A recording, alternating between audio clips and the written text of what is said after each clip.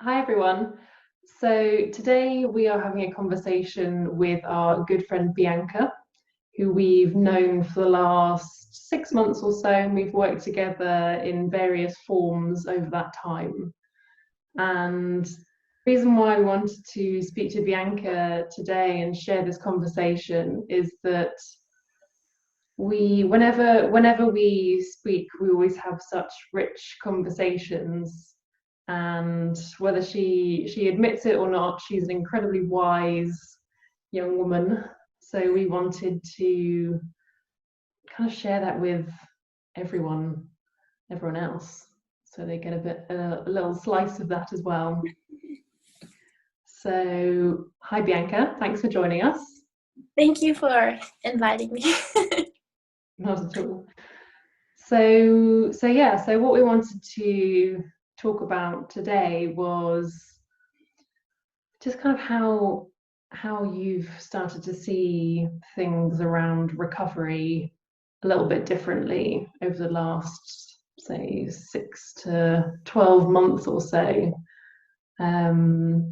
So yeah, I just wondered whether you maybe wanted to tell us a little bit about yourself and kind of where you've got to on your road to recovery. Okay, stop me if I'm going too far or anything. Um, well, uh, well, about myself, I'm 28.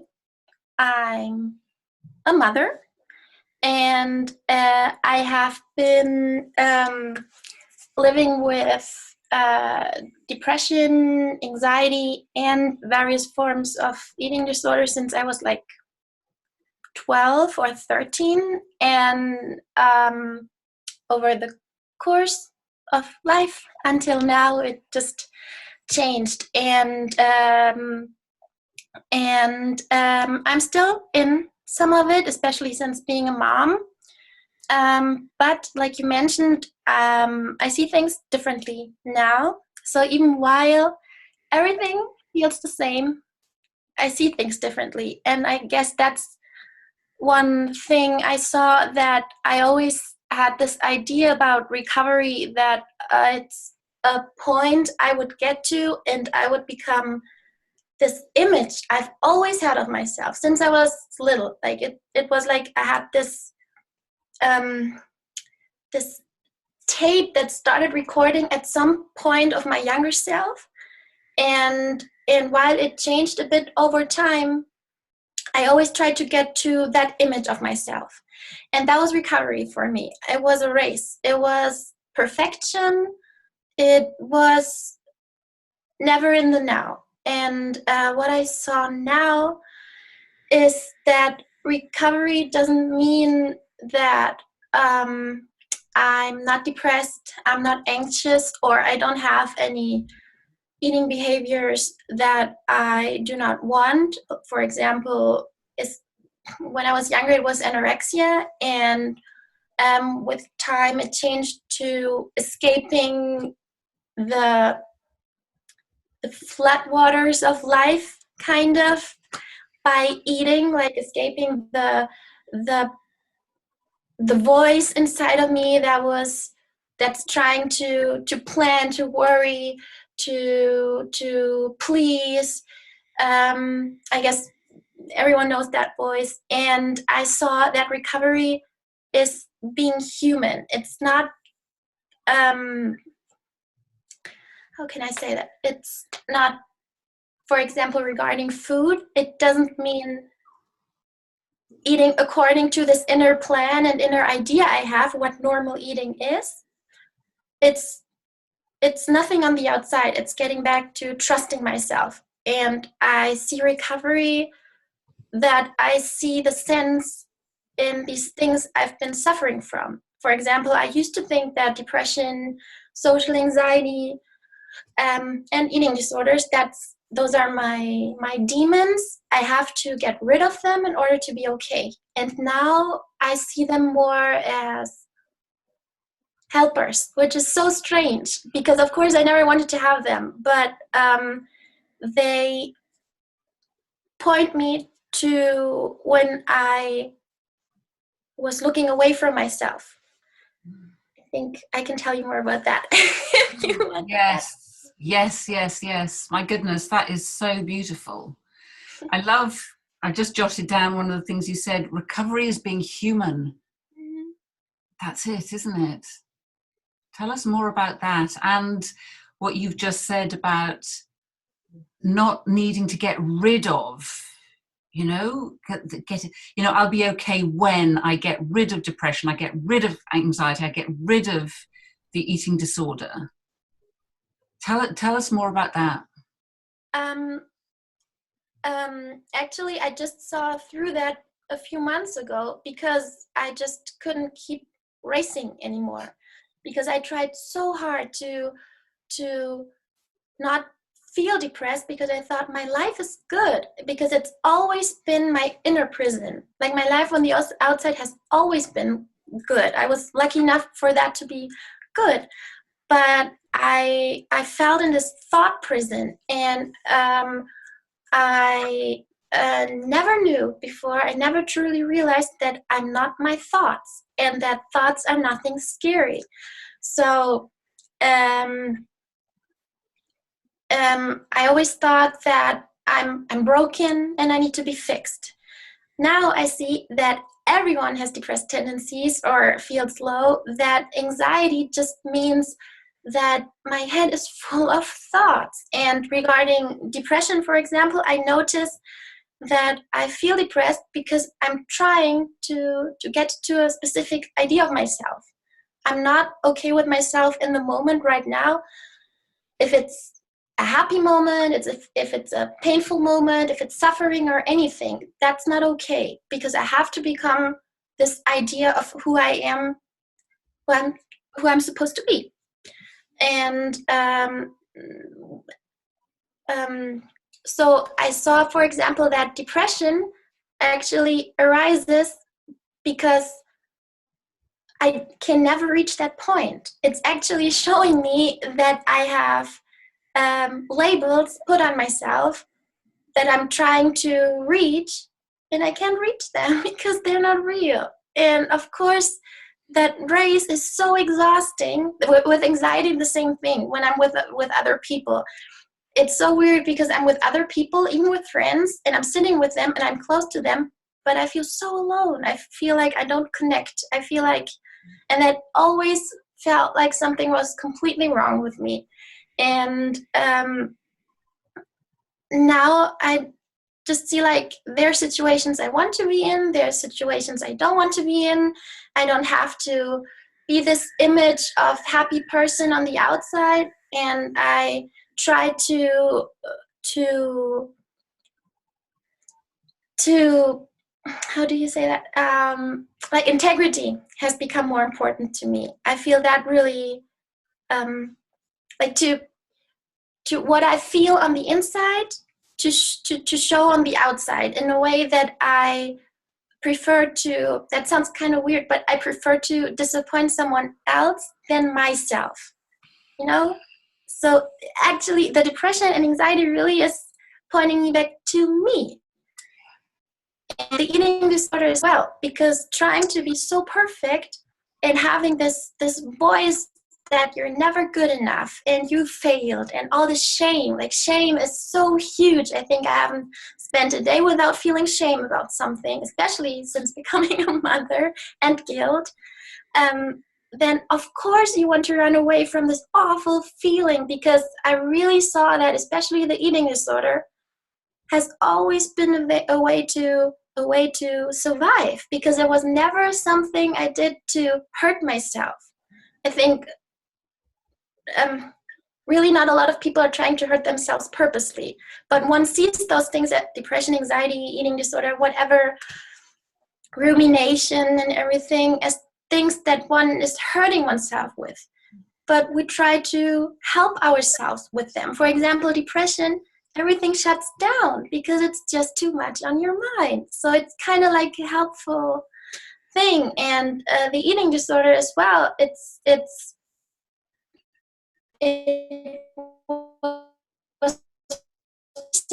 was the best way to survive, help myself. And yeah, that's it. I guess. Yeah. I love that. Thank you so much for that. I think there's so much truth in what you said, and as someone else who has also had an eating disorder, I can totally relate to that. And it's hugely powerful, I think, when we can see it in the way that you've just described, because it kind of takes the power out of it somehow, because it's kind of like it's not this thing that's happening to us. It's not actually this kind of big monster out there that is kind of separate to us. It's just that we've kind of got caught up in this story and habitual thinking that gives us some kind of relief in some way. And like you say, it's kind of a way of self-soothing, which I love, and I can totally relate to that. So I just wondered, all of that stuff that you've just talked about, what impact has that actually had on you? Not just in relation to the eating disorder necessarily, but maybe like as a mother, or in relation to whatever it might be in your life. What impact has that had? Well, I can see that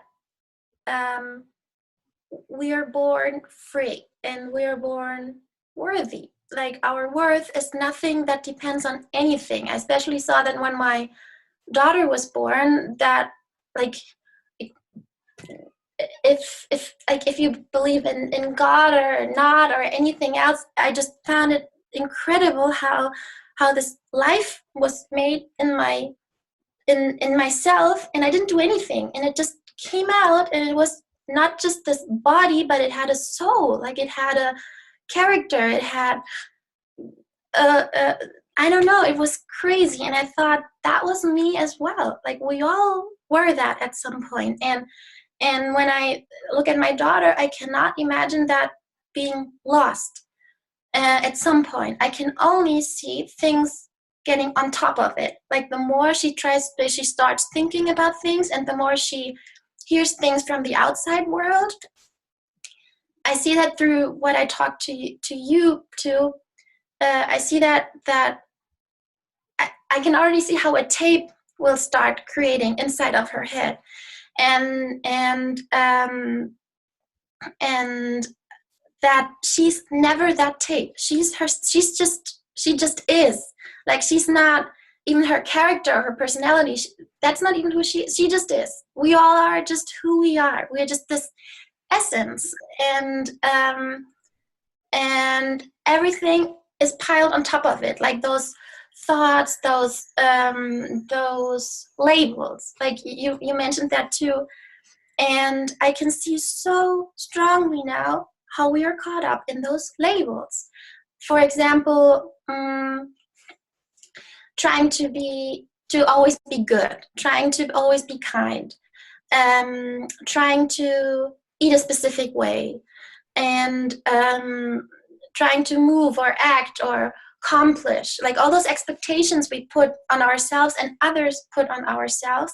I feel like at some point those expectations from the outside, from how our culture works, what we see, what we hear, what our family says, what we live in school, good and bad things, it just mixes up with our inner voice, and at some point we lose that freedom of just being who we are, and we start to create a story of who we are not, who we should be, and we start to believe that voice, and it keeps on developing over life, and it becomes your character, like your identity. And I can see that so well now. I had no idea about that before. And the thing is, I can see that happens to me too, regarding especially the eating disorder.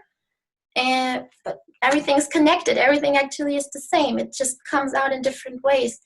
But since I've seen that, I started to question myself, why is this tape, or what other, like, how was this tape even made?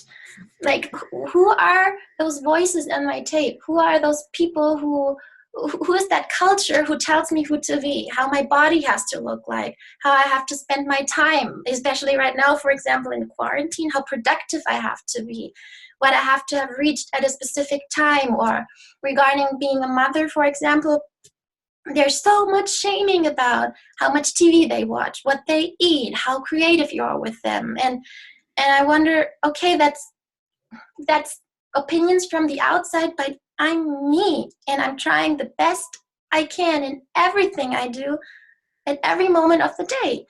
And even if it's not productive at all or good in the way I want to be good, it's the best I can do in the moment. So I started to really question those voices I have inside of me and thinking, where do they come from, and why are they more important than my well-being? And who are those people on the outside who are who are telling me how to eat or how to move, like I mentioned, or that I'm not allowed to be depressed, for example. And of course, I do not want to be depressed because it is energy draining, but I feel like once you have compassion for yourself and just question, like those big what ifs, like what if I don't have to do what my mind tells me? What if I'm not my mind? What if it's like a machine trying to figure life out and getting anxious and crazy about trying to control everything? But what if I can let it do its thing? Like, I don't even have to push it away. It just can be there, like a guest you didn't invite, but it's there. But you don't have to sit down with it and serve him lemonade and say, let's tell me what you're thinking. You can just keep on doing your thing. And that's why I mentioned recovery for me is being human, because being human is feeling really horrible sometimes, or a lot. But then even during the same day, there can be good moments again. But if you see that there's a story in your head, and that the story was fed from outside voices and complemented by your inside things, you can start questioning that whatever it tells you, you don't have to follow it. And that your worth is never, ever on the line, because just by existing, you're worthy. And I guess that's what I saw. And for example, regarding like when someone is depressed or has an eating disorder or has so much anxiety that they don't want to go out of their house or anything, I feel like it's never their fault, because we try so hard, for example, for depression, saying that your life is so good, why can't you just see it, or just keep on eating, or stop eating, or it feels better if you go out with your friends instead of hiding away. Why don't you just do it? And I think that hurts everyone, like the person suffering, so much, because they want to. Like, of course they want to do those things. But it's not their fault. It's not our fault what we think, because we don't do our thinking. It just happens. We're not responsible for it. So it's not, we're not guilty for what we think. We shouldn't be shameful of what we think. We're not responsible for what we think. And what we think seems so real that, of course, we act on it sometimes, or we act in ways to try to make it go away. That's human too. But I can see that people lost in those things are not really lost or broken people. They're lost in their thought storms, in their demons. So while they're in it, they try their best to soothe, to cope with what they have. But there are moments, what you talked about in your book too, when Rebecca, when you said there were moments with B where you were sitting on the couch or walking the dog, like there are moments where this person comes up again, where you can see them. So when someone is caught up and depressed, for example, they're not that nice sometimes. They can be really hurtful, but that's not them. That's them being so caught up, suffering, and just trying to let all this pressure out. So I try to see that, and I'm not good at it, because especially with my boyfriend, I take everything way just too personally. But afterwards, even the next day, I can see through it. So I'm suffering, all the time, and I still feel depressed and everything, but that's what changed. I can sometimes see through it. Okay, I talked a lot. Wow, no, thank you. So I do apologize that I could listen to you all day, every day. That was so wonderful. And actually, I wanted to just quickly read a quote from, which I think chimes really well with what you just said, from someone called Glennon Doyle, who Mum and I are slightly obsessed with at the moment. And she says, being fully human is not about feeling happy, it's about feeling everything. And I feel like that chimes so well with what you were saying, because actually, like, who says we have to be happy all the time? And actually, would I necessarily want to feel kind of elated all the time? I think that in itself would be quite tiring.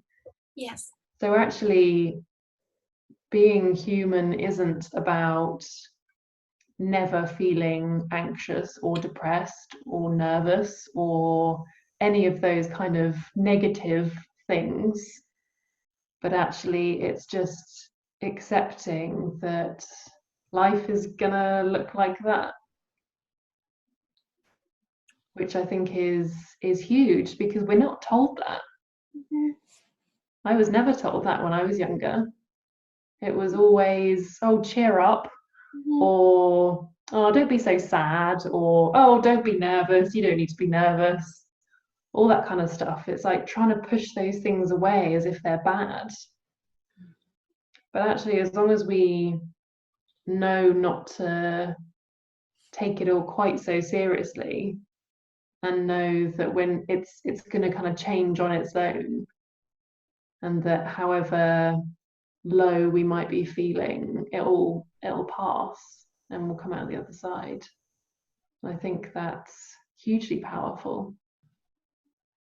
What you mentioned Glennon Doyle, and I love her too, because she speaks the truth. And what I really like about what she says is how she connects what we think of ourselves with what comes from the outside in, like what was put inside of us from culture and everything. And I feel like everything what you just said, it's just so helpful to start questioning it, to start questioning our own values, like the deep basic values we all have, like compassion, love.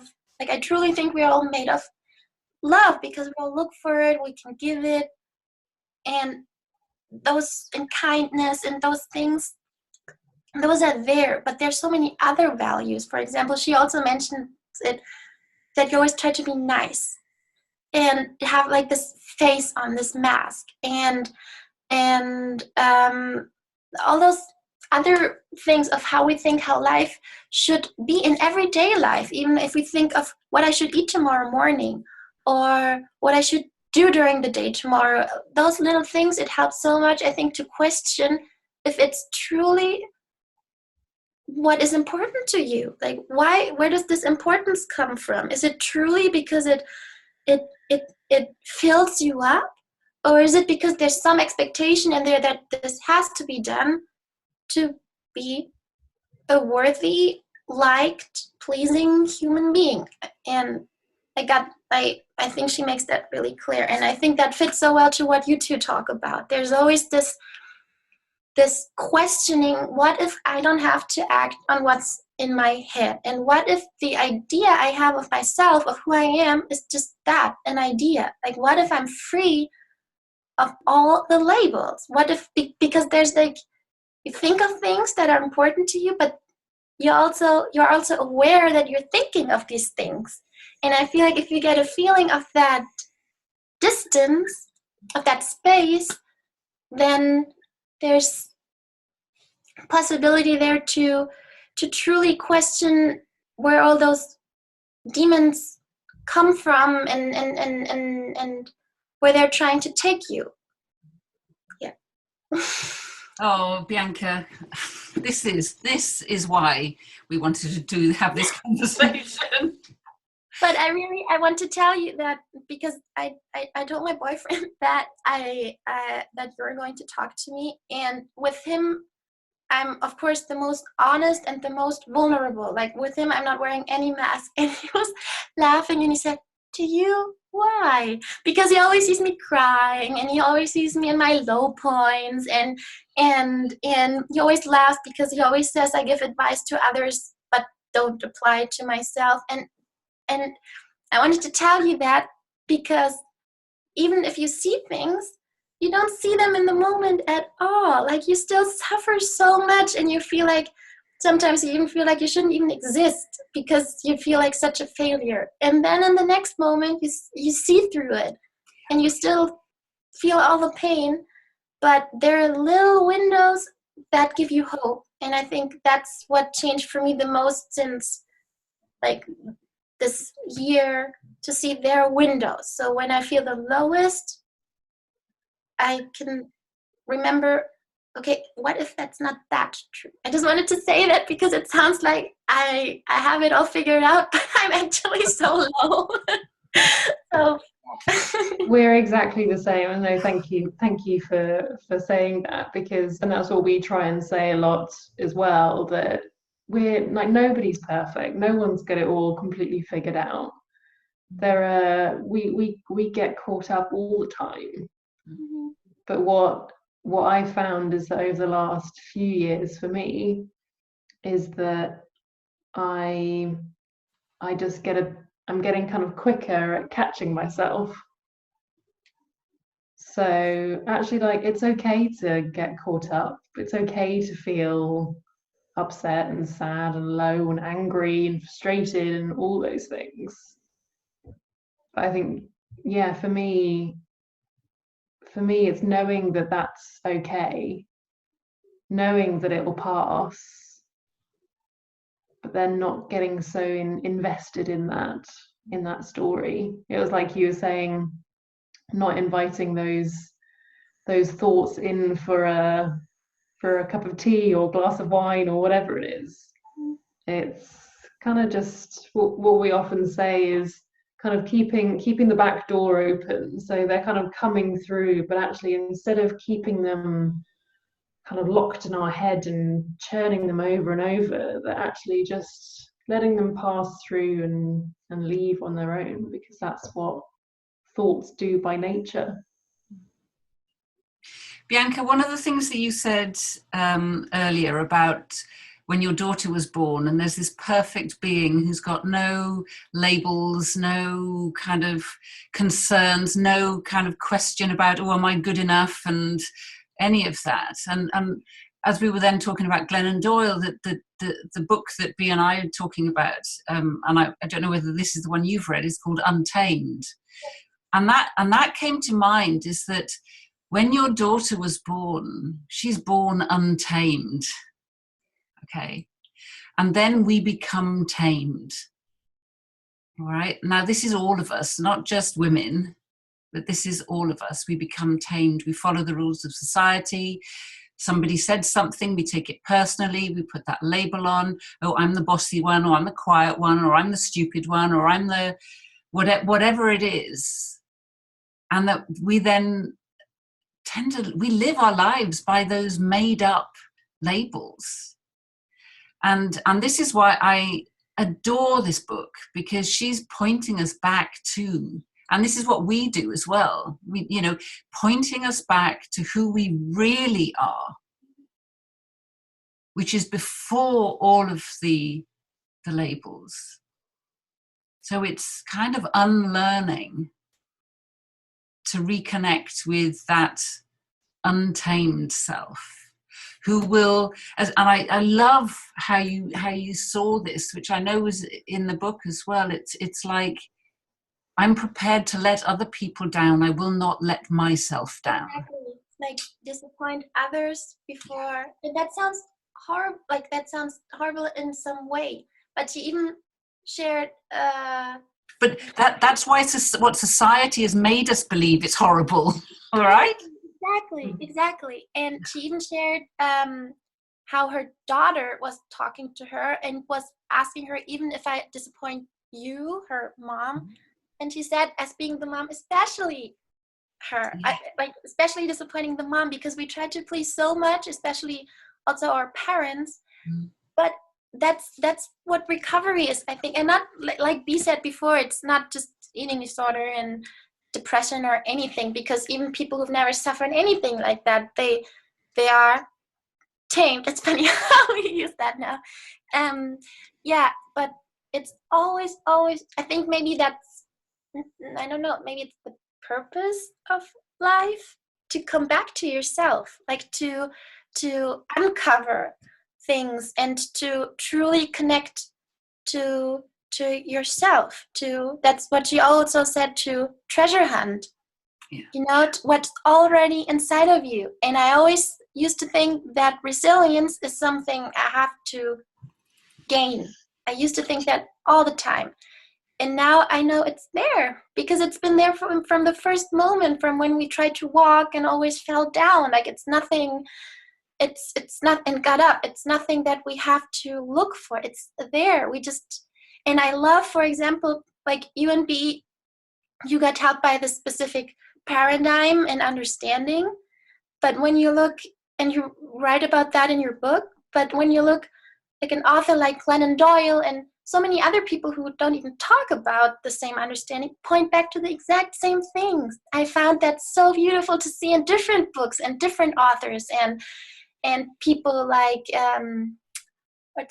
Byron Katie and people like that. You know, it's always the same. Or even if you listen to songs, if you get a touch of this, you hear it so often, and it always helps to be a reminder to remember you're okay, you're worthy, you have all you need inside of yourself from the beginning on to get through life. You just need maybe some help and guidance to remember that, to see that.